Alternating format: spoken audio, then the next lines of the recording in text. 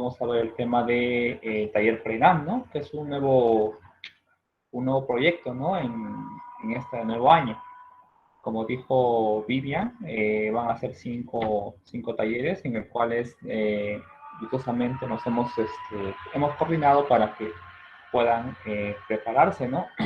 Para lo que es el ENAM, en el área de hematología, ¿no? Si bien es cierto, es un segmento muy amplio, al menos con unas preguntas tipo banco, la idea es reforzar los conocimientos, ¿no?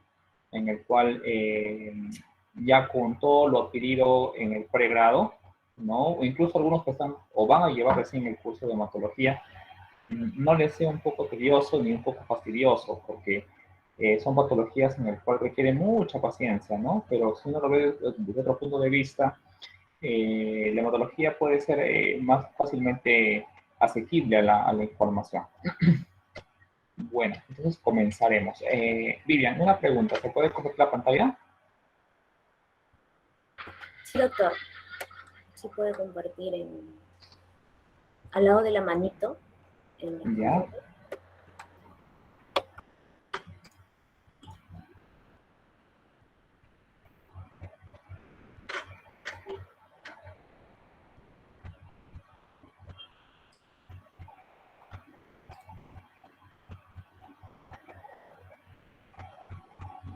Vivian, confírmame, ¿se puede ver la pantalla? Sí, doctor, en presentación se está bien. Ah, perfecto. Un favor, Vivian, en cuanto si las diapositivas que yo voy avanzando no se ven, me avisas, por favor, ¿ya? De acuerdo, doctor. Ok, bueno, entonces ya Vivian me presentó, soy otro Julián Escubilca, trabajo en el Hospital Nacional de Carrión. Ok, entonces con este taller vamos a aprender un poquito sobre lo que es la parte de la coagulación y la hemostasia. ¿Está bien? Listo, entonces aquí comenzamos con la primera pregunta y a razón de esta pregunta vamos a desarrollar un capítulo muy completo en el cual necesito la concentración de todos ustedes. ¿Está bien? Entonces me ponen aquí la prueba de laboratorio más útil para diferenciar la hemofilia de la deficiencia de vitamina K. Ok, entonces ahí te están preguntando dos cosas. ¿Qué es la hemofilia y qué es la deficiencia de vitamina K? ¿Está bien? Entonces, si yo tengo un tema de hemofilia, ¿a qué estoy relacionado? A un tema de la hemostasia, obviamente, ¿no? A un problema de la coagulación.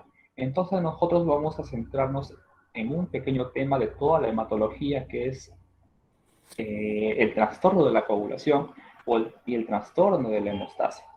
¿Ok? ¿Y a qué se debe la deficiencia de vitamina K? Pues muy fácil. Cuando yo tengo problemas de coagulación, tengo que centrarme en ciertos factores de la coagulación que dependen de la vitamina K. ¿Ok? Entonces, si no hay vitamina K, esos factores de coagulación van a estar, no se van a producir, no se van a activar, para que me entiendan. ¿Está bien? Entonces, para eso vamos a iniciar un esquema, que es la cascada de coagulación. Antiguamente cascada de coagulación, porque esa cascada de coagulación ya es un tema antiguo, es una cascada antigua, ¿ok? Es una cascada teórica que se ve solamente in vitro. Actualmente ya se está usando el nuevo modelo, que es la teoría celular de la coagulación. Es la cascada, por así decirlo, moderna. Pero más que cascada, es todo un sistema de retroalimentación, donde también intervienen las plaquetas. ¿Está bien? Entonces vamos a comenzar con el primer esquema para que ustedes entiendan un poquito sobre la coagulación. Entonces, a ver, repito, déjenme, vamos a ver. Vivian, ¿se puede ver el cursor? Sí, doctor, se ve la flecha. Se ve el cursor, ¿no? La flechita. Sí. Ya, ok. Entonces acá me preguntan, ¿qué prueba de laboratorio más útil puedo usar para diferenciar la hemofilia de la deficiencia de vitamina K? Pues simplemente y fácilmente se puede hacer siempre y cuando nosotros tengamos el conocimiento de la cascada de coagulación. ¿Y por qué es necesario saber la cascada de coagulación? Porque a partir de esa cascada antigua, nosotros ya tenemos un conocimiento más amplio, nos permite explicar el porqué de las enfermedades, que lo vamos a ver ahora. ¿Ok? La pregunta, déjenlo ahí, la respuesta también, no lo vamos a responder. Vamos a pasar al siguiente diapositiva y así van a aprender mucho mejor. Listo. Entonces, ustedes saben que antiguamente la cascada de coagulación se dividía en dos vías. ¿Está Doctor, bien? La vía externa, dime. disculpe, ¿podría en el panel inferior de la diapositiva en ocultar para que se pueda ver toda la pantalla? Ajá, ok, ¿ya está mejor? Sí, muchas gracias. Ah, ok, ya. Entonces, como ustedes ya antiguamente en el pregrado o durante el curso de la preparación del pregrado han escuchado dos vías, ¿no? La vía extrínseca y la vía intrínseca, pues fácilmente se puede diferenciar en esas dos. ¿Por qué? Porque la vía extrínseca se debe más que todo al daño del vaso sanguíneo. ¿Y por qué vía extrínseca? Porque ocurre fuera del vaso sanguíneo. ¿Está bien? ¿Y por qué vía intrínseca? Porque ocurre dentro del sistema del vaso sanguíneo, en donde intervienen todos los factores de coagulación y también van a intervenir ciertos elementos como las plaquetas.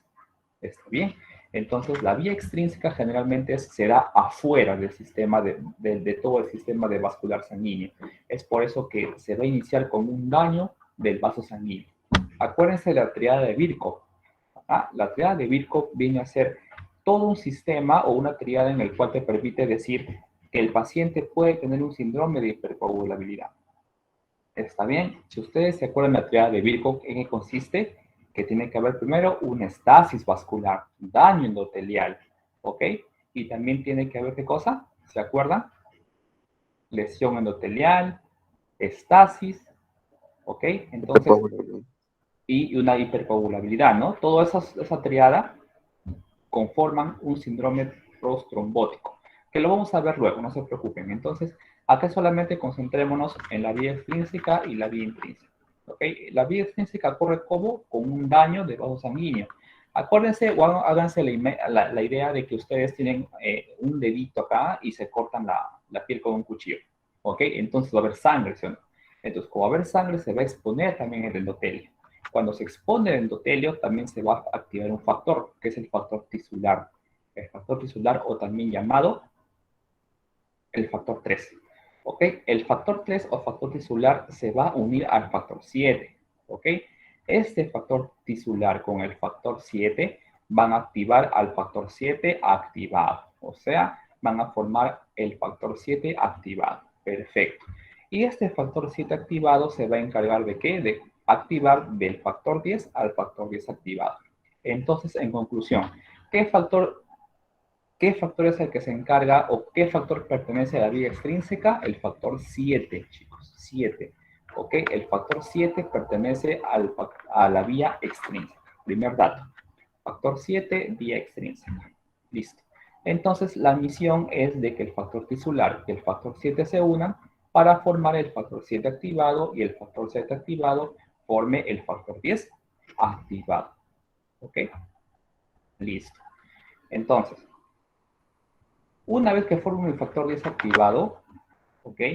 Ya este factor viene a ser el factor de la vía común. El objetivo es que todo se vaya a dar lugar al factor de la vía común. Listo. Entonces, dejémonos por un lado. ¿Qué consiste en la vía intrínseca? En que en la vía intrínseca ya interviene lo que es el vaso sanguíneo. En este caso, arrancamos del factor 12. Entonces, del factor 12 arrancamos al factor 11, del factor 11 al factor 9, del factor 9 al factor 8 y así sucesivamente. Tenemos el factor 12, tenemos el factor 11, tenemos el factor 9. ¿Ok? 12, 11, 9. Y este 9 se va a encargar de que se forme el factor 10 activado. ¿Está bien? Entonces tenemos dos vías. La vía extrínseca, en el cual pertenece el factor 7, ¿ok? Y la vía intrínseca, en el cual pertenece el factor 12, el factor 11, el factor 9 y el factor 8, chicos. 8, ¿ya? 8, 9, 11, 12 pertenecen a la vía intrínseca. Listo. Y una vez que ya hago mi cascada de coagulación de la vía intrínseca, ¿cuál es el objetivo? De que se forme o se active el factor 10. Obviamente con el apoyo del calcio. ¿Está bien? Entonces, aquí en la vía extrínseca ya formé mi factor 10 activado y ya se formó acá también el factor 10 activado. Entonces, ¿cuál es el papel del factor 10 activado? Pues fácil, activar a la protrombina para formar mi trombina. Simple, ¿no? Función del factor 10, activador de la protrombina para que mi protrombina se convierta a trombina. Ok.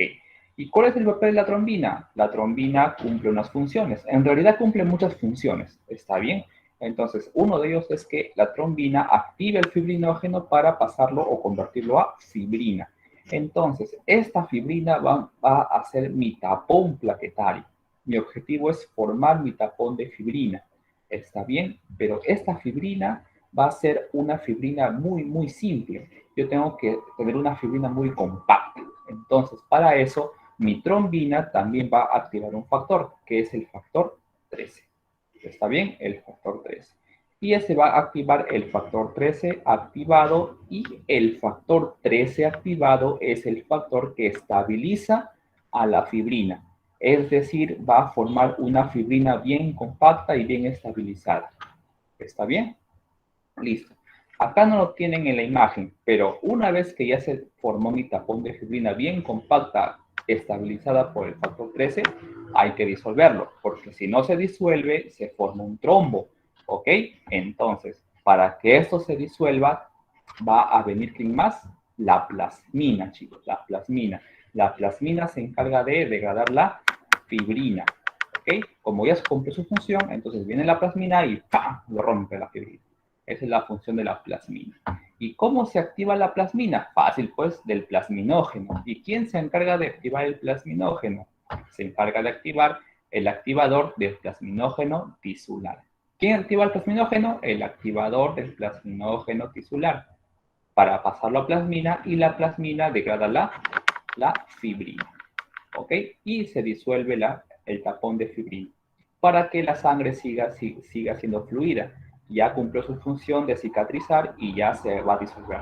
Porque si no cumple la función de la plasmina, no degrada la fibrina, entonces se va a formar el trombo, se va a formar coágulos y va a formar un síndrome de hipercoagulabilidad. ¿Ok? Que puede ser congénito o puede ser adquirido. ¿Ok? Listo. Entonces ya conocen las dos vías, la vía extrínseca y la vía intrínseca. ¿Y qué es lo que pasa acá? Bueno, entonces, como ya en la vía intrínseca de mi factor 12, de mi factor 11, de mi factor 9, unido con el factor 8, me van a dar el factor 10 activado. Este factor 10 activado, como ustedes saben, se va a encargar de ¿qué? De convertir a la protrombina a la trombina. La trombina es fibrinógeno a fibrina. ¿Y quién estabiliza la fibrina? El factor 3 activado. ¿Y quién activa el factor 3 activado? Es la trombina. ¿Ok, chicos? Entonces, otra función de la trombina, cambian, chicos. La trombina, cuando se forma, no solo activa el factor 13, no solo convierte el fibrinógeno en fibrina, también se va a encargar de ¿qué cosa? De activar al factor 8, y también se va a encargar de activar al factor 5. ¿Ok? Una vez que la trombina activa el factor 5, este factor 5 se va a unir al factor desactivado, que con el calcio se va a activar la protrombina. ¿No ven ustedes que es como un circuito? Y la trombina tiene un papel muy importante para muchas cosas. Entonces, la trombina, ¿qué hace? Activa el factor 13, convierte el fibrinógeno en fibrina. ¿Qué más? Activa el factor 8. ¿Qué más? Activa al factor 5. Cuando el factor 5 se activa y se une al factor desactivado y con el calcio, se va a formar un complejo, el complejo protrombinasa. ¿Y por qué protrombinasa? Porque activa la protrombina, ¿para qué? Para que la protrombina se convierta a trombina.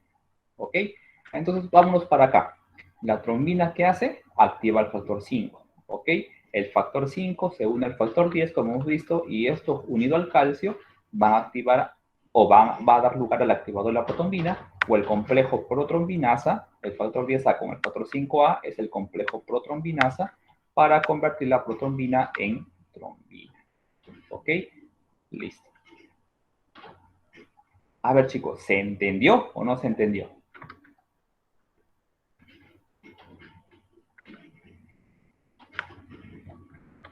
¿Alguna duda ante todo esto?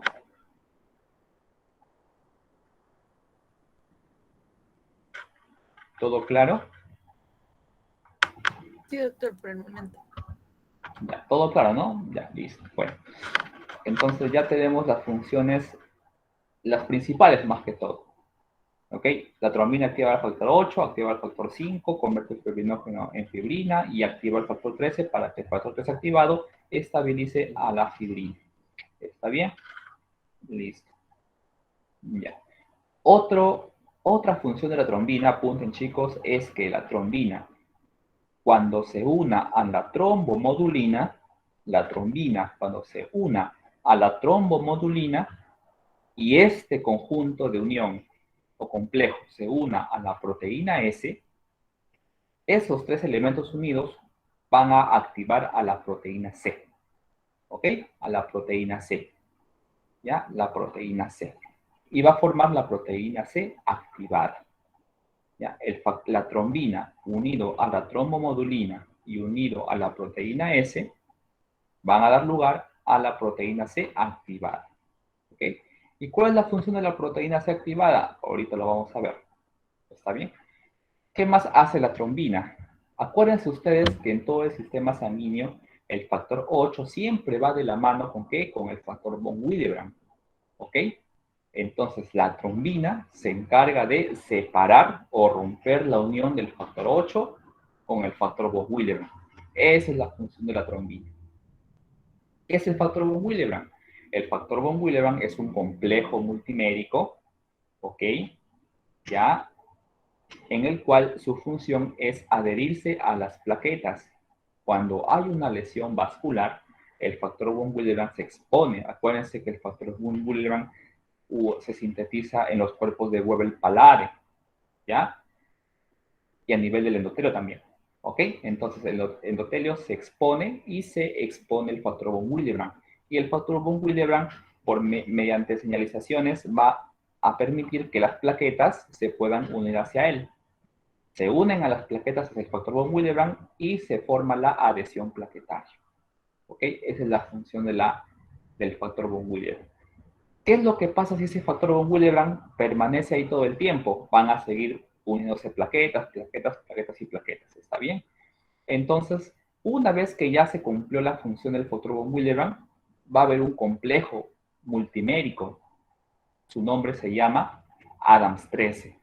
¿Ok? Ese Adams 13 se encarga de escindir el factor von Willebrand para que ya, como ya se cumplió su función, es hora de que se separe y se disuelva, ¿no? En todo el sistema sanguíneo.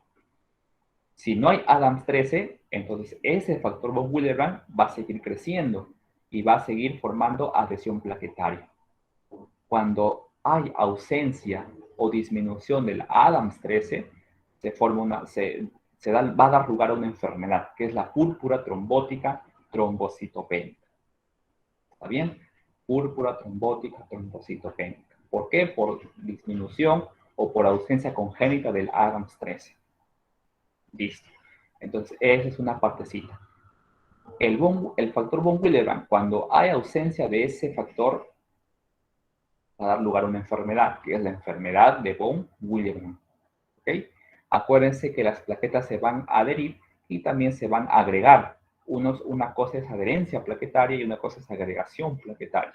Entonces, cuando hay agregación plaquetaria va a ser la unión entre plaqueta y plaqueta. Y cuando las plaquetas no se puedan unir es porque hay ausencia de receptores de las plaquetas, ¿cierto? Y cuando hay ausencia de receptores de las plaquetas, va a dar lugar por ausencia de un receptor que se llama glucoproteína 2B3A. Cuando tengo ausencia de esa glucoproteína 2B3A, tengo una enfermedad, que es la enfermedad de tromboastenia de Glassman. ¿Ok? ¿Y qué pasa si mi problema no es en el factor von Willebrand, sino en la plaqueta? Entonces, si tengo factor von Willebrand y tengo plaqueta, pero no se llegan a adherir, es porque a nivel de la plaqueta no tengo ese receptor que se une al factor von Willebrand. Ese receptor de la plaqueta que se une al factor von Willebrand es la glucoproteína 1B9A o 1B95A o simplemente glucoproteína 1B.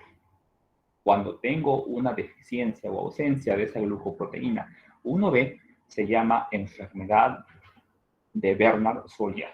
¿Está bien? Entonces tenemos enfermedad de Bernard-Solier, tenemos trombocitopenia de Glassman, tenemos enfermedad de von Willebrand, tenemos la púrpura trombótica trombocitopénica y también, ojito, cuando tengo mi problema de factores de la coagulación en este caso, deficiencia del factor 8 o deficiencia del factor 9, analicemos acá. ¿Qué es lo que pasa si yo no tengo factor 8? ¿Qué es lo que pasa? Si yo no tengo factor 8, pongámosle acá, si yo no tengo factor 8, ¿ok? Entonces, no se va a poder convertir a nivel de vía intrínseca mi factor 10, ¿es cierto? Entonces, si no se forma factor 10, no se va a poder formar fibrina y por lo tanto el paciente va a sangrar, ¿ok? Ese es con mi factor 8. ¿Qué es lo que pasa si yo no tengo factor 9? ¿Qué es lo que pasa si no tengo factor 9? Pues simplemente tampoco se va a formar fibrina y cuando tenga un sangrado o una contusión, va a seguir sangrando, sangrando, sangrando, sangrando. ¿Ok? Entonces, cuando tengo deficiencia del factor 8 o deficiencia del factor 9, ya sea congénita o adquirida, más que todo congénita y de tipo ligado al cromosoma X, o sea que afecta al varón y la mujer es portadora, es la enfermedad de las hemofilias. Hemofilia A para la deficiencia del factor 8 y hemofilia B para la deficiencia del factor 9. ¿Está bien? Entonces, miren, con este grafiquito hemos sacado muchas cosas. ¿Está bien? Entonces ya tenemos hemofilias, cromosoma de Glasma, Bernard-Solier, enfermedad de von Willebrand, hemofilias, y también tenemos algunas alteraciones que vamos a ver, que son de tipo adquiridas. Y también tenemos, ya les he comentado, las funciones de la trombina y la cascada de coagulación. Acá también tenemos la vía extrínseca y la vía intrínseca. La vía extrínseca que viene a ser el factor 7 y la vía intrínseca el factor 12, 11, 9 y 8. Y el objetivo es que se active el factor 10 y con el factor 10 formar mi tapón de fibrina y obviamente estabilizarla ¿con qué? Con la activación del factor 13 en el cual se va a encargar la trombina. Y además que esta trombina también va a activar al factor 5 para que el factor 5 al unirse con el factor 10 se forme el complejo protrombinasa. El factor 10 sin el factor 5 no se forma el complejo protrombinasa y no va a dar lugar a la conversión de la protrombina a trombina. Es como un circuito. Si se dan cuenta, esto es una cascada, ¿cierto? Entonces, todo lo que yo les he dicho, más que todo se debe hacer como un circuito. Entonces, como una retroalimentación, ¿cierto? Más parece una retroalimentación que una cascada. Entonces, para eso se creó la teoría celular. ¿Ok? ¿Qué es esto? Entonces, antes de comenzar la teoría celular, les voy a decir esto. Simplemente, como ya les expliqué todo, para ustedes este grafiquito va a ser pan comida. Tenemos dos vías, vía extrínseca y vía intrínseca. La vía extrínseca se da, ¿por qué? Por un traumatismo. Se da el traumatismo y se va a activar mi factor tisular. El factor tisular se va a unir al factor 3, ¿ok? Y se va a dar lugar a la activación de mi factor desactivado. ¿Ok? Entonces, eso es por la vía extrínseca. Por la vía intrínseca tengo el factor 12, tengo el factor 11, tengo el factor 9 y del factor 9 tengo al factor 8. ¿Ok? Y mi factor 8 activado tiene que pasar del factor 10 al factor 10 activado, que es el factor de la vía común. Y el factor 10 activado se va a encargar de ¿qué? De convertir a la protrombina a la trombina. ¿Está bien? Y la trombina se va a encargar de ¿qué? De convertir la fibrinógeno en fibrina y por lo tanto esta fibrina es una fibrina un poco insoluble, un poco no es muy sostenible. Entonces yo quiero estabilizarla. ¿Con qué? Con el factor 13 y formo mi coágulo de fibrina entrecruzada y estabilizada. Una función de la trombina, ¿cuál era, chicos? ¿Se acuerdan? Era la activación del factor 5. ¿Ok? La trombina también se unía ¿a qué? A la tromomodulina y a la proteína S. ¿Para qué? Para formar a la proteína C activada. ¿Y cuál es la función de la proteína C activada? Pues fácil, acuérdense eso. La función de la proteína C activada es de inhibir al factor 5 y de inhibir al factor 8. ¿Ok? Función de la proteína C activada, inhibir al factor 5 y de inhibir al factor 8. ¿Qué otra función tiene la trombina? Pues fácil, si ustedes tienen la flechita, también la trombina activa al factor 8 y también activa al factor 5. ¿Ok? Otra función de la trombina es separar el factor von Willebrand del factor 8. ¿Está bien? Y otra función también es convertir el fibrinógeno en fibrina y también es activar al factor 13, ¿ven? para que este factor 3 estabilice la fibrina ya activada, ¿cierto? Entonces, esa es una de las funciones de la trombina, que son bastantes, sí, pero con este grafiquito, como les expliqué, les va a ser mucho más fácil. Acuérdense que hay enfermedades con trombosis, ¿cierto? Las trombosis es un capítulo muy aparte en el cual pueden ser de tipo congénitas o adquiridas. Las adquiridas a la cabeza, el síndrome antifosfolipídico, y las congénitas son las trombofilias. Tenemos la mutación del factor 5, tenemos la mutación del gen de la protrombina, tenemos la deficiencia de la proteína C, deficiencia de la proteína S y la deficiencia de la antitrombina 3. Y justamente aquí está la antitrombina. Entonces, si ustedes se dan cuenta, si esto se da de forma normal, se forma el coágulo y se disuelve, se forma el coágulo y se disuelve, se forma el coágulo y se disuelve, se forma el coágulo y se disuelve. Perfecto. Entonces, ¿qué pasa si hay más trombina, más trombina, más trombina y no se disuelve, se forma el coágulo? ¿Qué pasa si se da el traumatismo, ok, y se da de manera permanente? Hay más sangrado. Entonces, para cada activador también hay inhibidores. Una vez que cada uno cumple su función, viene el inhibidor. Acuérdense que cuando hay un traumatismo, el factor 7 se activa, ¿no? El factor 7 activado, juntamente con el factor tisular. Cuando esto ya cumple su función, viene el inhibidor plasmático del factor tisular, para que le diga, aquí nomás ya cumple tu función, frena el coche. ¿Qué pasa si ya se formó trombina? Si ya se formó trombina, entonces viene la antitrombina, que inhibe ya la función. Como ya cumplió la función de la trombina, entonces viene la antitrombina y dice, aquí nomás ya cumpliste la función. Ya cumpliste la función, aquí nomás para el coche. Y se forma la antitrombina. ¿Ok? Entonces, también como hay vías de activación, también hay vías de inhibición.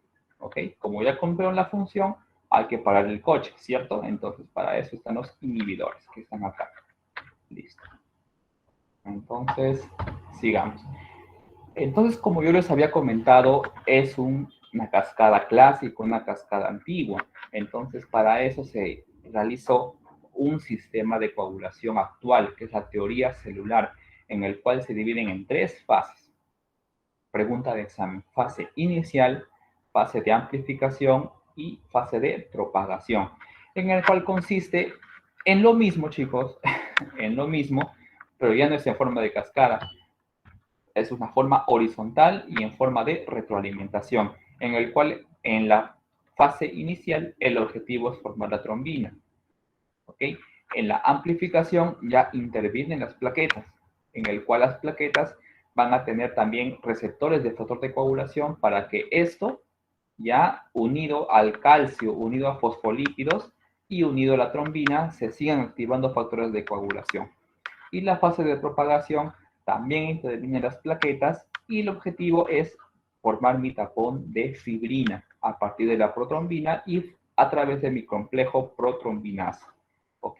Que es el complejo formado por el factor desactivado y el factor 5 activado. Si se dan cuenta es lo mismo, sí, pero es por un mecanismo de retroalimentación. ¿Ven? Mira, el 8 está para acá, está para acá. El factor 5, la trombina está para acá y está para acá. Si se dan cuenta es lo mismo, ¿ya? La trombina activa el factor 5, ¿está bien? Ok. Una otra función de la trombina es activar al factor 11, ¿ok? De todos los que les he dicho, también es activar al factor 11, para que el factor 11 activado también active al factor 9 y lo convierta en factor 9 activado. ¿Ok? Entonces, todo esto es un enmarañado y un complejo de retroalimentación, en el cual el objetivo va a ser el mismo, ¿ok? Pero ya no va a ser con cascada, va a ser con un objetivo de retroalimentación y este sistema va a ser in vivo, te va a permitir mejor determinar las enfermedades, pero desde el punto de vista clínico es más importante. Entonces, actualmente se usa este modelo celular. ¿Ok? Listo. Entonces, como ya vieron esto, ya, me olvidaba. Ya tienen la vía extrínseca, la vía intrínseca, la vía común. Y me falta una vía, unos factores muy importantes, los factores dependientes de la vitamina K. ¿Cuáles son los factores de la vitamina K que son dependientes? Tenemos, apunten, es el factor 2, el factor 7, el factor 9, el factor 10, la proteína C y la proteína S. ¿Ya? Factores dependientes de la vitamina K, factor 2, factor 7, factor 9, factor 10, proteína C y proteína S. Entonces, ustedes ya saben que cada proteína, cada factor, por ejemplo, el factor 2 tiene mucho que ver. ¿El factor 2 qué cosa es? El factor 2, ¿qué cosa es? Es la trombina, ¿ya? El factor 2 es la trombina. Activado, obviamente, ¿no? Mira, trombina, factor 2 activado. Listo. El factor 7 es parte de la vía extrínseca. El factor 9 es parte de la vía extrínseca. El factor 10 es la vía común. La proteína C, ok, ya saben que se encarga de inhibir al factor 5 y al factor 8. La proteína S es el cofactor de la proteína C que necesita de unirse a la trombomodulina a partir de la trombina. ¿Para qué? Para que se dé lugar a la proteína C activada. Si ustedes me han entendido todo lo que les he explicado, les va a ser muy papayita esto. ¿Ya? Entonces, si yo tengo problemas de deficiencia de los factores dependientes de vitamina K, ¿ok? Va a ser factor 2, factor 7, factor 9, factor 10. De esos cuatro factores, proteínas es proteína S, ¿no? De esos factores, ¿cuál pertenece a la vía extrínseca? El factor 7, ¿cierto? Entonces, el factor 7 va a pertenecer a la vía extrínseca. Y si hay una deficiencia de la vía extrínseca, ¿qué examen de coagulación se va a prolongar? Fácil. Acuérdense que para la vía extrínseca se asocia mucho con el tiempo de protrombina. Vía extrínseca, tiempo de protrombina. Vía intrínseca, tiempo de tromboplastina parcial activada. ¿Está bien? Vía intrínseca, tiempo de tromboplastina parcial activada y vía extrínseca, tiempo de protrombina. La extrínseca es el TP y la intrínseca el TTTPA. ¿Está bien? Entonces, ¿cuáles eran mis factores de la vía intrínseca? El 8, el 9, el 11 y el 12. Si mi vía intrínseca su tiempo está prolongado es porque hay deficiencia, o bien el factor 8, o bien el factor 9, o bien el factor 11, o bien el factor 12. Si la vía extrínseca está prolongada es porque hay deficiencia de qué factor? Del factor 7. Si hay deficiencia del factor 7 es porque está prolongado la vía extrínseca. Y la vía extrínseca pertenece al examen del tiempo de protrombina, ¿ok? A mi TP. Es por eso que los pacientes que reciben anticoagulación con warfarina, ¿ok? Acuérdense que la warfarina es un inhibidor de los factores de la vitamina K dependiente. Entonces, la vitamina K, como va a inhibirse, no va a haber producción de qué factores de la vitamina K, el 2, 7, 9, 10. Entonces se va a prolongar mi tiempo de protrombina por uso de anticoagulantes, en este caso de la warfarina. ¿Ok? Listo. Bueno, entonces, ya como tienen esta idea, entonces vamos a regresar a la primera pregunta. Entonces, ¿qué es lo que me preguntan aquí? La prueba de laboratorio más útil para diferenciar la hemofilia de la deficiencia de vitamina K. ¿Ustedes qué marcarían? A ver. No sé si puedo entrar al chat para saber. Si comparten el librito, sí podría ver el chat.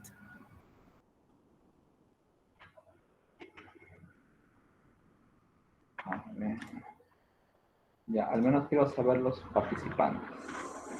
Creo que no se puede.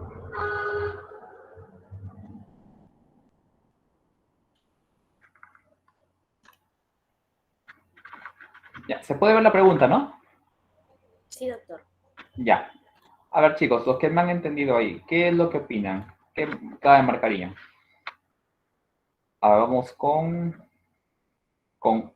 Claros Ordóñez. Creo que se fue. Ya. A ver, Maguiña Virgües. A ver, ¿qué me dice Maguiña Virgües? ¿Qué clave marcaría ahí?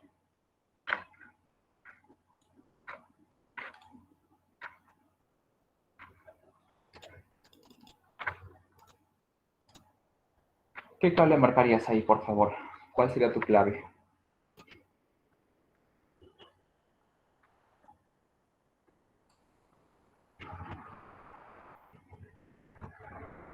Mm,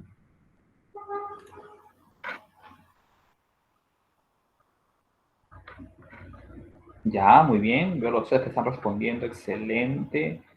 Alguien que tenga una clave diferente o de repente que no haya entendido. ¿Se entendió, chicos, la explicación? Creo que ha sido lo más detalloso, creo, no sé. O alguien que no haya entendido.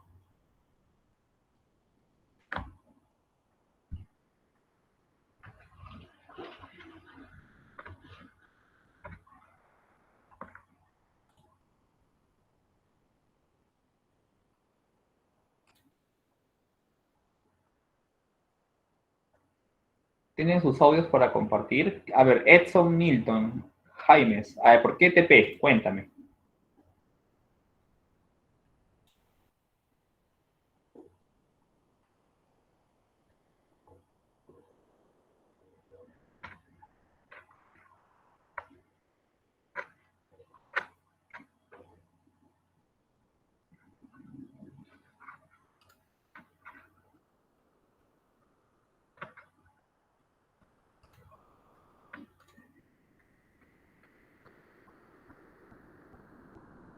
Bueno, ya. Entonces aquí la clave es la A, ¿cierto? ¿Por qué? Porque la deficiencia de la vitamina K es porque hay un problema del tiempo de la vía extrínseca, ¿cierto? Y la vía extrínseca pertenece a qué? ¿A qué examen? Al tiempo de protrombina. Entonces, es la clave. Ya está, listo. Vamos a hacer la siguiente. Ya. Entonces, como ya saben esos temitas que les he explicado, ya pueden al menos decirme la respuesta.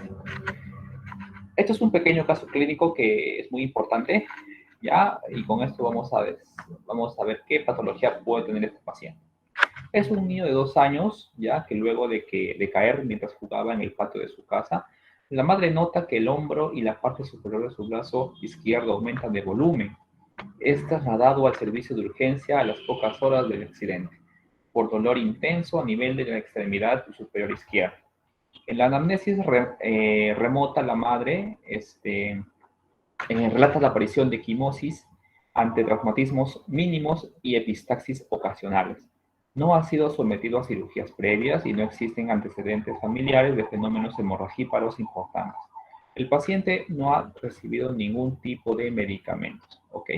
Entonces, el examen físico, el médico del servicio de urgencias encontró aumento de volumen e impotencia funcional a nivel de la extremidad superior izquierda, especialmente a nivel del hombro. Una función demostró la presencia de sangre fresca, por lo que el niño fue hospitalizado.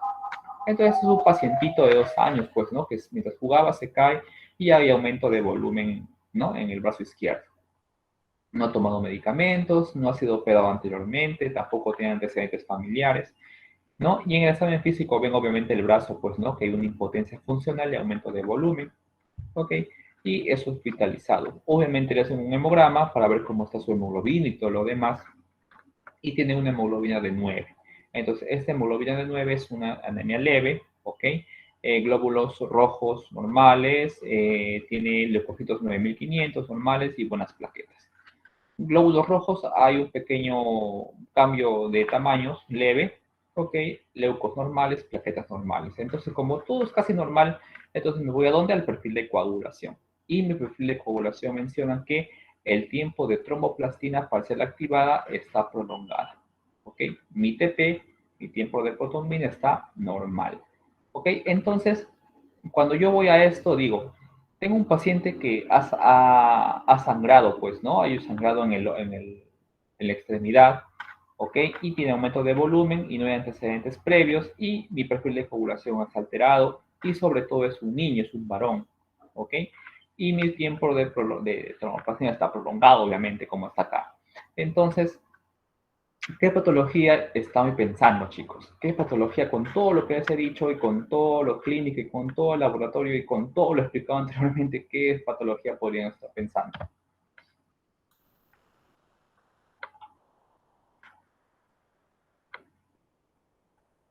Ah, muy bien, la Rosa. Ya. ¿Alguien a otra opinión? De repente es un Glassman, qué sé yo, no sé. O todos con una enfermedad con la que coincidan con la hemofilia, que dice la Rosa Chirre.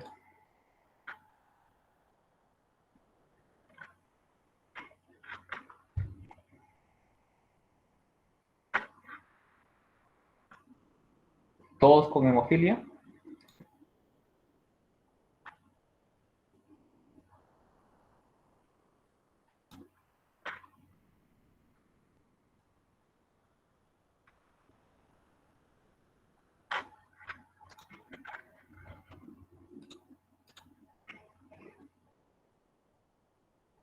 Todo apunta a hemofilia, ¿no, chicos? Exacto. Entonces, aquí la enfermedad que estoy detallando es la hemofilia. ¿Ok? ¿Y qué es? Bueno, obviamente con eso ya, pues, es cantadísimo, ¿no? Hemofilia. ¿Y qué quiere decir que le ha hecho una prueba de mezcla? Una prueba de mezcla de plasma normal. Cuando hago una prueba de mezcla, consiste en mezclar el plasma del paciente con el plasma de una persona sana, ¿no? Entonces, si yo uno plasma de una persona sana al plasma del paciente hemofílico, ese tiempo de tromboplastina se va a corregir. ¿Está bien? Se va a corregir. Entonces, cuando tengo mi tiempo de tromboplastina parcial activada con la mezcla de plasma, me dice que es normal. Entonces, sí, corrige, mejor dicho. Y cuando corrige es porque efectivamente esa enfermedad se debe por deficiencia del factor de coagulación. Que cuando yo le uno o lo mezclo con el plasma de una persona sana, ya se va a corregir. Esa es mi famosa prueba de mezcla. ¿Ok? ¿Y qué es lo que pasa si ese paciente ya es hemofílico? Le hago la prueba de mezcla y no corrige. ¿Qué es lo que estaría pasando? Sigue siendo hemofílico, pero ¿por qué no corrige? ¿Por qué? Porque el paciente ya desarrolló anticuerpos, tanto factor que le han metido por el tema de su enfermedad, factor, que el paciente ya desarrolló anticuerpos. Es un paciente con hemofilia y presencia de inhibidores. ¿Ok? Y para eso hay que dar otro tipo de tratamiento, los famosos bypass, que es otro tema. ¿Ok? Pero hasta ahí nomás ya saben que es una hemofilia. Listo. Entonces acuérdense que la hemofilia es una enfermedad que afecta sobre todo a los varones porque es una enfermedad ligada al cromosoma X y las mujeres son las portadoras. ¿Cuáles son los síntomas? Bueno, pues sangraditos, ¿no? Persistentes, equimosis, sobre todo a nivel articular, hemartrosis sobre todo. Acuérdense que las hemartrosis, lo que son articulaciones, es más característico en las hemofilias. Y lo que son sangrados cutáneos mucosos, a nivel de mucosas, es más característico en los pacientes con enfermedad von Willebrand. ¿Ok? De manera general, obviamente el hemofílico también va a tener sangrado, pues, ¿no? Sangrado en lengua, sangrado en nariz, epistaxis, todo eso. ¿Ok? Entonces, con estos pacientitos hay que tener mucho cuidado. ¿Por qué? Porque pueden haber sangrados internos, sobre todo en sangrados en vías urinarias, sangrados a nivel intestinal, ¿ok? Sangrado a nivel cerebral también y a nivel del músculo también, sobre todo en el músculo psoas, que es una emergencia médica, ¿ok? En el cual hay que hospitalizar y pasarle factor de coagulación. Entonces, estos pacientitos van a ser pacientes muy frágiles y se requiere de un manejo conjunto, desde el médico hematólogo hasta el traumatólogo, hasta el dentista, hasta el psicólogo. Es una enfermedad muy delicada, ¿no? Hay que manejar al paciente con mucho cuidado y sobre todo cuando se forman adultos, ya los pacientes tienen unas ciertas características psicológicas porque también afecta al estilo de vida. ¿Ok? Sin embargo, hay pacientes que se les da un tratamiento oportuno y los pacientes que sí van a sus controles pueden tener un mejor desarrollo de su vida, ¿no? Para la parte social, ¿no? En el cual les permite mejorar y seguir subiendo en la parte profesional. ¿Está bien? Listo, entonces, ya más o menos he explicado lo que es la hemofilia, el tipo de hemofilia que puede desarrollar con inhibidores en este caso, ¿no? Y la pregunta que viene acá es, el hallazgo más característico de la hemofilia clásica es, ¿qué se prolonga en la hemofilia clásica? Si han escuchado, han entendido claramente lo que les he explicado, entonces ya deben ustedes saber la respuesta. Y estas son preguntas de examen MIR, ¿ya? Examen MIR y unas que he tomado el ENAM ya hace muchos años. Y sobre todo, estas preguntas son las mismas, son clásicas, ¿no? Siempre preguntan esto. ¿Qué clave marcarían ahí, chicos? Hemofilia A.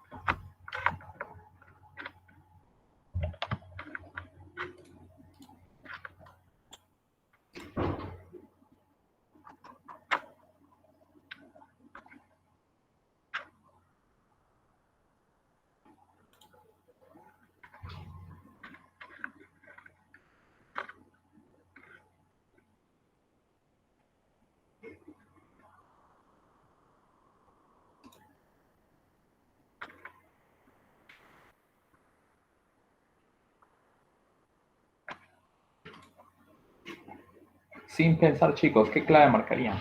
Ah, muy bien, veo que ya están respondiendo. Ok.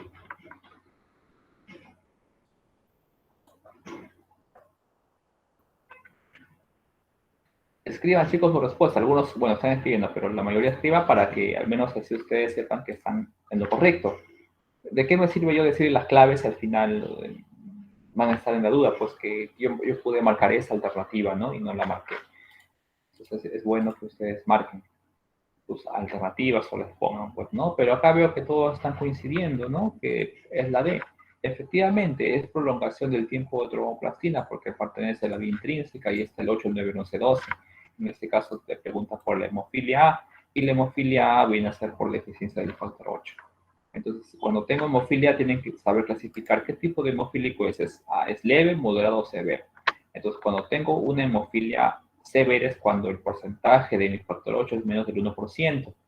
Moderado es cuando es 1 al 40%, o al 25%, perdón. Y leve es cuando es más del 25%. Que es relativo, ¿ya? Pero generalmente los hemofílicos, cuando les pregunten si es hemofílico severo, es cuando el porcentaje del factor 8 es menos del 1%. ¿Ya? Listo. Pues sigamos con las preguntas. En la enfermedad de von Willebrand, ¿el dato más importante para establecer el diagnóstico cuál es? A ver, chicos. Obviamente, si yo quiero saber que hay ausencia del factor von Willebrand, 2 el factor von Willebrand, ¿cierto? Pero pongamos que no tengo el factor von Willebrand. ¿Qué examen podríamos pedir aparte de ello? Acuérdense que el factor von Willebrand siempre tiene que estar a la par o siempre va a estar unido, no siempre, ¿no? Pero por lo general, la mayoría de veces está siempre unido al factor 8. Entonces, ¿qué podríamos usar como examen que nos pueda decir indirectamente que puede tener una enfermedad von Willebrand? A ver.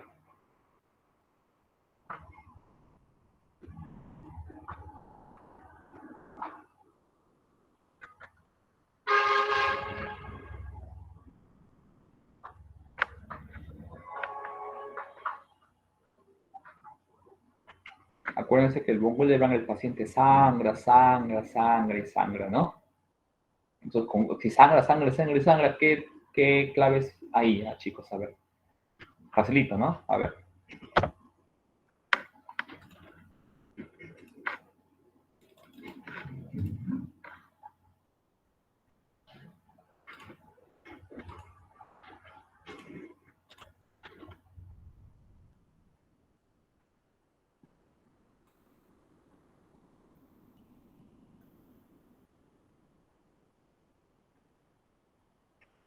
Entonces, la clave aquí es mi tiempo de sangría, porque como hay una prolongación de sangrado, obviamente la sangría va a prolongarse un poquito más. ¿Está bien? Es un tips para que ustedes sepan ahí. Otra pregunta, me ponen aquí. ¿Cuál de los diagnósticos es más probable que un paciente con trombopenia progresiva o trombocitopenia progresiva, con nivel de fibrinógeno bajo, con tiempos de protrombina y tromboplastina parcial activada se alargue y aumente mi número y tengamos esquistocitos en el flujo de sangre periférica? Muy bien. Entonces acá tenemos varias patologías y me imagino que algunos no saben qué significan estas cosas. Entonces partamos por un por una parte. Cuando tenemos pacientes infectados, pacientes con leucemias, pacientes gran quemados, entonces va a haber una alteración en el perfil de coagulación. Una de ellas se llama coagulación intravascular diseminada. Es una coagulación en el cual ocurre a nivel vaso sanguíneo y va a estar de manera alterada, muy alocada. Es una coagulación muy alocada. ¿Ok? Entonces, si hay una coagulación muy alocada, mis tiempos, mis factores de coagulación se van a consumir. ¿Ok? Entonces, se van a prolongar mis tiempos. ¿Ok? Si hay una coagulación intravascular bien alocada, entonces mi fibrinógeno que se convierte en fibrina se va a disolver con una excesividad tremenda y al tener una excesividad tremenda de mi fibrina disuelta, voy a formar mis factores derivados del fibrinógeno, en este caso unos elementos que se llaman dímero D. El dímero D, ¿ok? El dímero D es un derivado, ¿ok? Son derivados del fibrinógeno y de la fibrina. Como se disuelve tanta fibrina, se van a formar los dímeros D. Entonces, si mis tiempos se prolongan, mi dímero D se aumenta y mis plaquetas se consumen, voy a formar una patología o se va a dar por una patología que se llama coagulación intravascular diseminada. ¿Y qué son los esquistocitos? Pues fácil. Los esquistocitos son hematíes que se rompen y forman tipo casquetes o cascos. ¿Y por qué? Porque como hay plaquetas que se juntan y se juntan y se juntan, los glóbulos rojos al pasar por esos plaquetes se rompen y se forman los esquistocitos. Los esquistocitos son elementos característicos de unas patologías que son las anemias hemolíticas microangiopáticas. Las anemias hemolíticas microangiopáticas, una de ellas es la púrpura trombótica trombocitopénica, una de ellas es el síndrome hemolítico urémico, otra es la coagulación intravascular diseminada, otro es el síndrome HELP, otro es la fiebre maligna, ¿ok? Y por lo tanto, en este paciente en el cual tengo mis tiempos prolongados, tengo mi dímero D alto, aumentado y presencia de esquistocitos y con mi plaquetopenia, es más orientativo a una coagulación intravascular diseminada. La púrpura trombótica trombocitopénica es la patología que se debe a la ausencia o disminución del Adams 13 y me va a formar plaquetopenia, formación de trombos, anemia hemolítica microangiopática, va a haber fiebre y alteración del estado neurológico. Esa es la característica de la púrpura trombótica trombocitopénica. No va a cursar con dímero D altos. Y sobre todo, chicos, la púrpura trombótica trombocitopénica es CUMS negativo. Hay anemias hemolíticas CUMS positivo y CUMS negativo. De los CUMS negativo está la púrpura trombótica trombocitopénica y el síndrome urémico hemolítico, así como los que les he mencionado, ¿ok? Y las inmunológicas, las anemias hemolíticas autoinmunes, que tienen un directo positivo, son las anemias hemolíticas autoinmunes, que pueden ser por anticuerpos fríos, anticuerpos calientes o anticuerpos mixtos. Y este síndrome antifosfolipídico catastrófico viene a ser el mismo síndrome antifosfolipídico, pero cuando afecta a 3 o más sistemas orgánicos, ¿ok? Que puede ser corazón, que puede ser intestino, que puede ser riñón, que puede ser vaso, pero de 3 a más. Y la enfermedad von Willebrand, que ustedes ya saben que es por deficiencia o ausencia del factor von Willebrand, y la trombocitopenia de Glassman por deficiencia o ausencia de la glucoproteína 2B3A. Y no va a permitir la adhesión plaquetaria. ¿Ok? Listo. En este caso, el ejemplo característico con tiempos prolongados, con dímero D alto, y esquistocitos y plaquetopenia y un fibrinógeno bien bajo, ¿ok? Me va a dar lugar a la coagulación intravascular diseminada. Y el tratamiento para la coagulación intravascular diseminada viene a ser manejar la causa del cual origina este CID. ¿Ok? Listo. Entonces acá, como ustedes tienen ya más resumidito, tenemos la púrpura trombótica trombocitopénica, tenemos la coagulación intravascular diseminada, tenemos el síndrome hemolítico urémico, ¿ok? También tenemos otras patologías como la inducida por drogas, ¿ok? En el cual te da ciertas características, ciertos tratamientos y las causas. En este caso solamente nos vamos a enfocar en el CID, ¿ok? ¿Qué es el CID? ¿Cuál es la causa? La activación de la cascada de coagulación por diversos disparadores, que puede ser por sepsis, por traumatismo, por quemaduras. Tratamiento del CID, corregir la condición que dispara a la CID, es decir, corregir la causa. ¿Ok? Listo. Otra pregunta. Esta sí bien facilita. Niño de 18 meses de edad, varón, con calendario vacunal completo hasta la fecha y que consulte en el servicio de urgencias por tumefacción de la rodilla derecha tras jugar en el parque, sin traumatismos evidentes. En la anamnesis dirigida, la madre refiere que un tío de ella tenía problemas similares y la exploración ecográfica es compatible con hemartrosis, y en la analítica de coagulación hay prolongación del tiempo de tromboplastina parcial activada. Diagnóstico, chicos, ¿cuál es? Willebrand. Von Willebrand. ¿Estás seguro?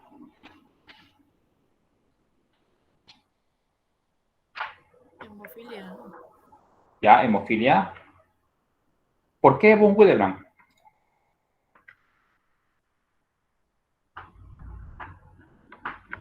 ¿Por qué decidiste irte por Von Willebrand?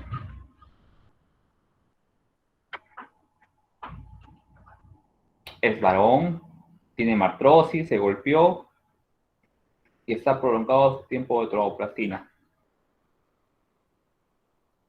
¿Te suena a Von Willebrand o a hemofilia o a Marfan, por ejemplo?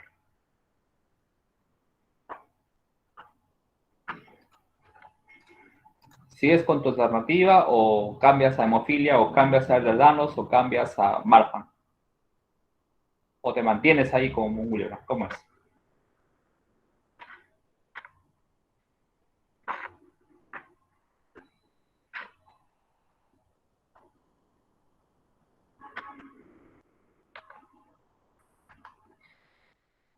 Bueno, la clave es hemofilia A. ¿Está bien? ¿Por qué? Porque hay prolongación de tromboplastina. Hay hemartrosis, es varón, ¿ok? Y ante un mínimo esfuerzo o a un mínimo traumatismo, incluso te ponen aquí que sin traumatismos evidentes, hace el problema, ¿no? Hace el problema de la tumefacción en rodilla. ¿Ok? Entonces aquí la clave es hemofilia A. ¿Ya? Listo. A ver acá.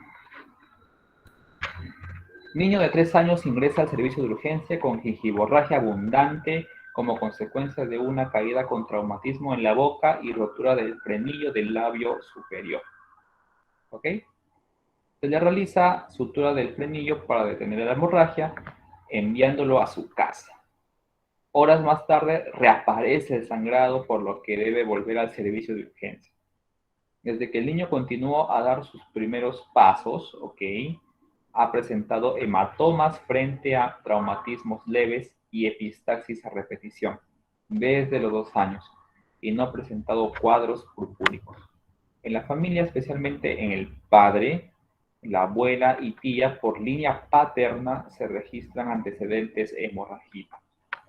Al examen físico presenta palidez de piel y mucosas, herida sangrante en el frenillo del labio superior en la que se han aplicado 3 puntos de sutura y algunos hematomas menores en las extremidades inferiores.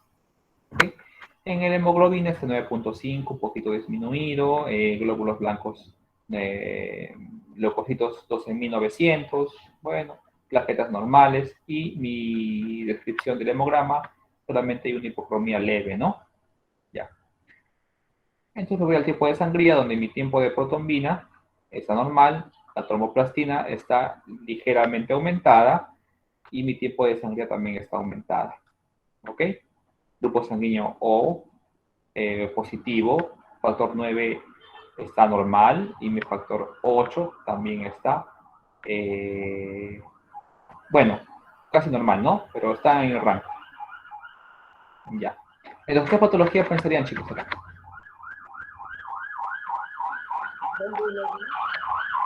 Ya, ok, muy bien. ¿Alguien otra opinión?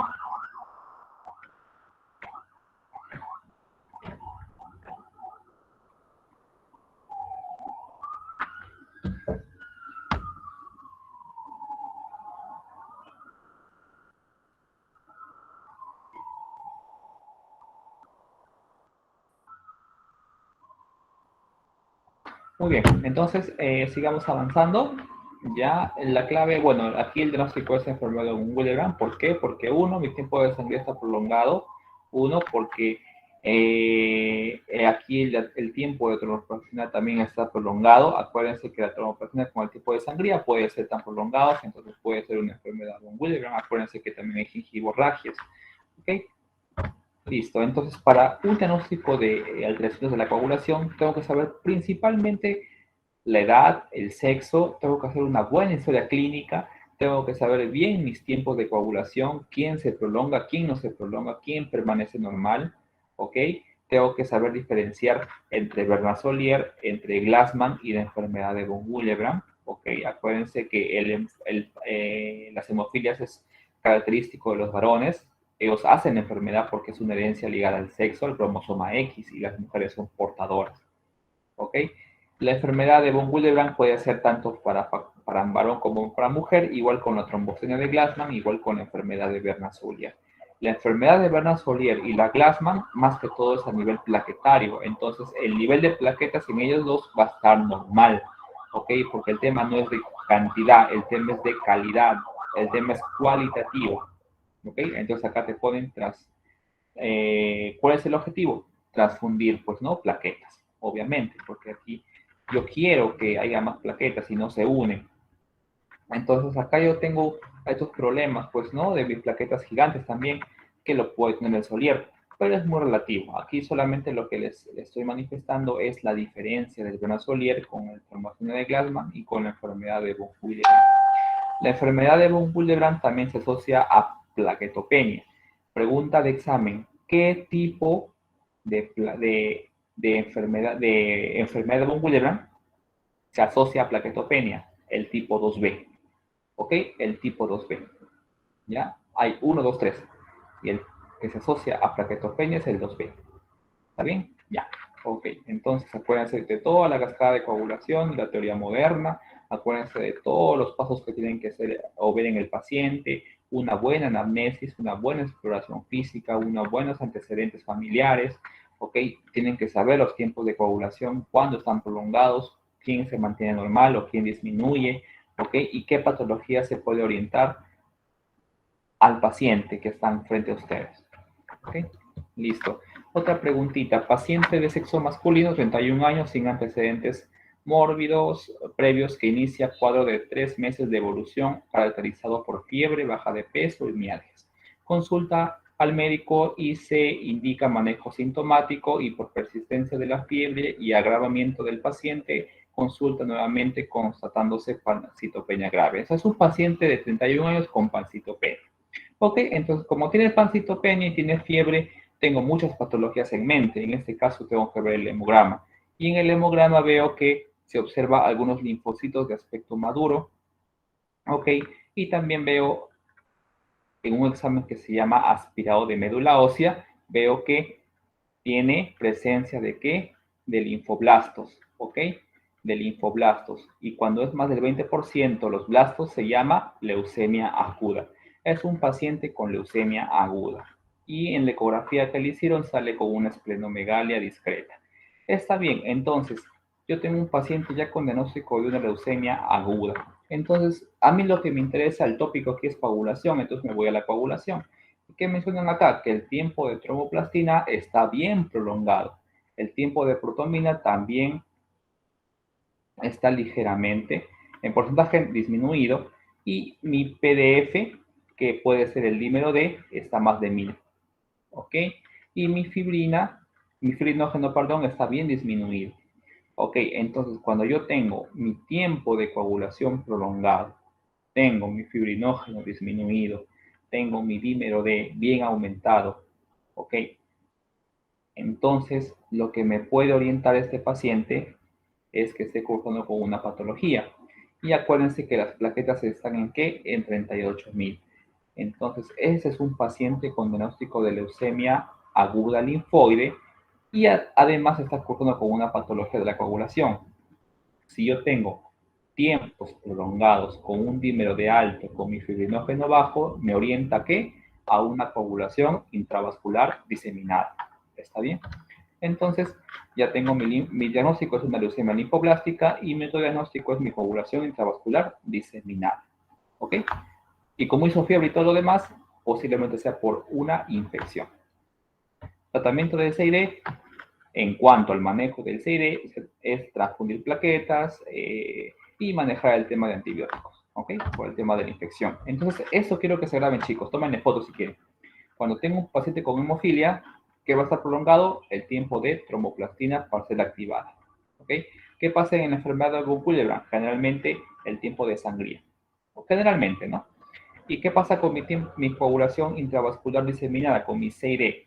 Cuando mis tiempos están prolongados, ¿ok? Mi dímero D esté alto y mi fibrinógeno esté bajo, ¿ok?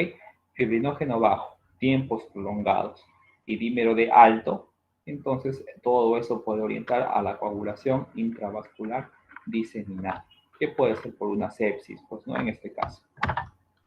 Y es un paciente varoncito, bueno, son varios pacientes en el cual es por sepsis, o sepsis dérmica, y todos estos pacientes con una infección sobreagregada pueden desencadenar un cuadro de coagulación intravascular diseminada. ¿Ok? Listo.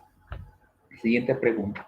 Una mujer de 29 años consulta porque tiene menstruaciones muy abundantes de duración normal y porque las heridas le sangran más de lo habitual. Como antecedente refiere que 2 años antes tuvo una hemorragia posparto copiosa que retrasó la alta hospitalaria y como antecedente familiar destaca que su abuela materna también tuvo hemorragias posparto inusuales. El hemograma fue normal y el tiempo de hemorragia se prolongó hasta 10 minutos. ¿Qué patología con todo lo que les he dicho y con todo lo que les he explicado y con todo lo que me he demorado explicando les podría ser? ¿Qué es mujer? Enfermedad de von Willebrand. Muy bien, enfermedad de von Willebrand, ¿no? Facilito, ¿no? Ya saben, pues, ¿no? Bien, todo lo que he explicado se hace más papayito. Entonces, es una enfermedad de von Willebrand. La clave es enfermedad de von Willebrand. Entonces, acá tenemos otro casito, paciente mujer de 65 años, derivada a urgencias por fiebre, alteraciones de la analítica, tiene hemoglobina en 11.4, tiene leucocitos en 860 y tiene plaquetas en 48.000. Fibrinógeno bajo y dímero D bien prolongado. Le hacen un hemograma, obviamente, y en el frotis aparece blastos, ¿ok? Cuando me refiero a que tiene un control nuclear redondo, nucleolo prominente, esto es sinónimo de ¿qué? De blastos. Tómenle foto y esto es sinónimo de blastos. 80%, entonces es una leucemia aguda. Blastos mayor o igual al 20%, ya sea en sangre periférica o en médula ósea, viene a ser una leucemia aguda. Si es una leucemia aguda con un fibrinógeno bien bajo, con un dímero de bien alto y por lo tanto posiblemente los tiempos estén prolongados, ¿a qué se deba? A que el paciente esté cursando con un CID o una coagulación intravascular diseminada. Y otra pregunta. Paciente de 18 años que acude a urgencias con epistaxis, bueno, giborragia, ¿no? Ya, de varios días de evolución, sin antecedentes personales ni familiares de interés. En la exploración está afebril, se observa equimosis múltiples, ok, las equimosis, ok, más que todo es petequias, ¿no? Ahí me faltó la foto de las equimosis.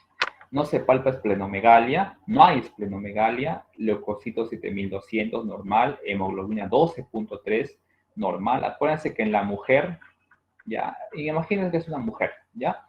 La hemoglobina va entre 12 a 16, la hemoglobina. Entonces, la hemoglobina es normal. Y en el hombre va de 13 a 17, ¿ya? Plaquetas, 6.000 de plaquetas, chicos, 6.000 de plaquetas. Todo normal, pero tiene 6.000 de plaquetas. La trombocitopenia o plaquetopenia se confirma en el frotis, obviamente, donde se observa plaquetas de tamaño aumentado. Estudio de coagulación y bioquímica normal. Todo es normal, pero hay plaquetopenia. Diagnóstico más probable, chicos. ¿Púrpura? ¿Solamente púrpura? Bueno, yo que sepa, no. La púrpura no es una enfermedad, es una característica clínica, ¿no? Trombocitopénica idiopática púrpura. Exacto, una púrpura trombocitopénica idiopática, un PTI, ¿no? Entonces es un PTI, es un paciente con PTI. El PTI es una enfermedad que por lo general ya se ha visto la causa, que es por anticuerpos. sobre todo por anticuerpos IgG que se dirigen a la glucoproteína 2B3A, y por lo tanto esa glucoproteína 2B3A va a englobar, va a estar alrededor de del hematíe, de la plaqueta, perdón, y esa plaqueta se va a destruir a nivel del vaso en su receptor Fc. Ok, bueno, al fin y al cabo, esta patología se va a dar frecuente en las mujeres, ok, y es un diagnóstico de exclusión. Chicos, el PTI es un diagnóstico de exclusión. Antiguamente llamado PTI, ahora se denomina trombocitopenia inmune primaria. ¿Por qué? Porque la púrpura es un dato clínico en el cual el paciente te puede debutar con muchas cosas. Entonces, púrpura trombótica idiopática como que no encaja ya, si no se dice ahora trombocitopenia inmune primaria, ¿ok? Porque el 95% es por causa idiopática, es cierto, pero tiene un origen inmunológico, si se dan cuenta. Y no siempre va con púrpura, puede venir con epistaxis o con equimosis, ¿no? Entonces, ese es el término PTI como que es un término ya muy antiguo, entonces ahora se denomina trombocitopenia inmune primaria. A la cabeza, las mujeres, a la cabeza una enfermedad autoinmune que es el lupus, en el varón también se puede dar, y a la cabeza en el varón es el VIH, por ejemplo.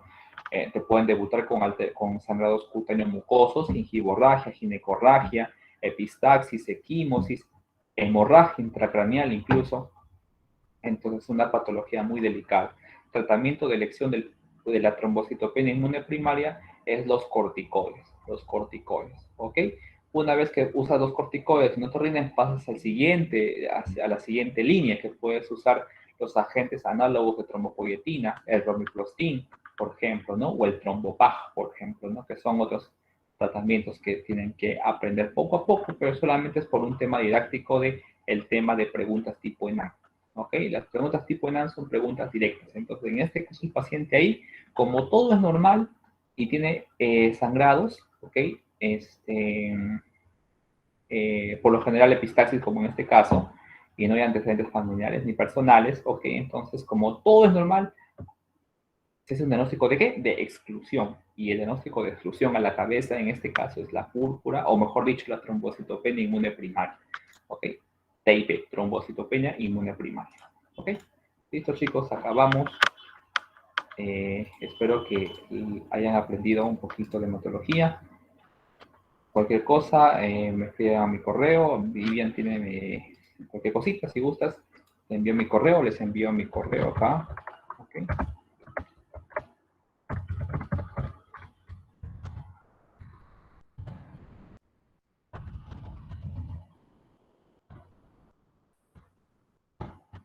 Ahí está. wpenja20@gmail.com. Cualquier cosita, estamos para comunicarnos. Bueno, eso es lo que me concierne a mí. Ya las próximas sesiones van a ser otros temas. Espero que les haya gustado y aprendido un montón de este capítulo de la coagulación. ¿Listo, Vivian? Muchas gracias, doctor Willy Peña, por todos los conocimientos que hoy día nos ha brindado.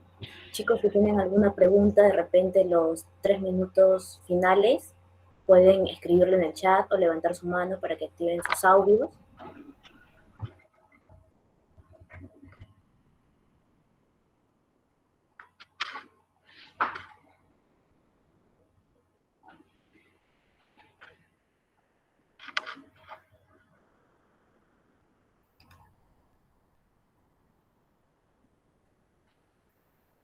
Adelante, Lucy. Buenas tardes, Vivi. Buenas tardes, doctor Willy Piña. Buenas tardes, Lucy, ¿qué tal? ¿Cómo estás? Muy bien, muchas gracias. Yo quería consultarle en un paciente con visitopenia entre anemia y plaquetopenia, más o menos una plaquetopenia alrededor de 10.000 o incluso menos, en un hospital que no tenga acceso a tantos paquetes de plaquetas que se le pueda transfundir. ¿Qué otra opción tendría un paciente así? Como para Ya, poder esperar una referencia, digamos, ¿no? ya, primero tienes que saber qué enfermedad tienes primero. Una visitopenia puede ser muchas cosas. Puede ser un síndrome mielodisplásico, puedes tener un síndrome de Evans, pero plaquetopenia solo es la trombocitopenia inmune primaria. ¿Ok? Entonces, tú primero tienes que saber qué enfermedad tienes. Si no sabes qué enfermedad tienes, no sabrías cómo tratarla. Entonces, la vegetopenia es muy relativa. Tienes, por ejemplo, vegetopenia, anemia con trombocitopenia, entonces puede ser un síndrome de Evans. Y para un síndrome de Evans tienes que tratar con corticoides primero. Y luego pasar a plaquetas, obviamente cuando las plaquetas estén disminuidas, ¿no? Si tú tienes plaquetas disminuidas, puedes pasar corticoides también. El corticoide es muy efectivo para muchas enfermedades, prácticamente. Si tienes, por ejemplo, una vegetopenia con anemia y trombocitopenia, puede ser un paciente con un síndrome mielodisplásico. ¿Ok? Un síndrome mielodisplásico. Para eso también hay otro tratamiento. O sea, depende mucho de lo que tú manejes. Si tú me dices vegetopenia es un montón de cosas. Entonces, es muy relativo. Tienes primero que ver qué patología estás frente, ¿no? Al paciente, ¿no? Doctor, entonces en ese caso, más o menos viendo en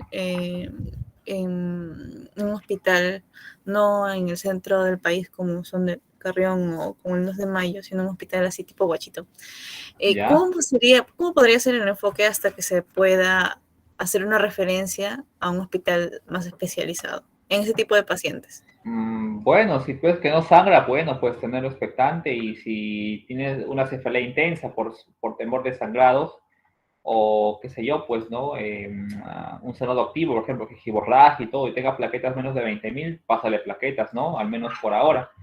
Si no tienes plaquetas, solamente expectante y sí, pues tienes que referirlo para manejo por ambulatorio, pero siempre cuando tú sospechas de una patología, ¿no? Porque una plaquetopenia con una anemia pueden ser muchas cosas, como te repito, ¿no? Entonces tienes que saber qué patologías puedas estar pensando, ¿no? Y acuérdate que si para sospechas de un síndrome de Evans, tienes que pedir un CUMUS directo, ¿no? El CUMUS directo es bastante, entonces refiérelo, sí, refiérelo, pero avísale al paciente que cualquier cosita, cualquier sangrado, que acuda por emergencia, ¿no? Es lo único que se te puede ofrecer en el momento, ¿no? Ah, doctor, muchas gracias. Gracias, Vivi.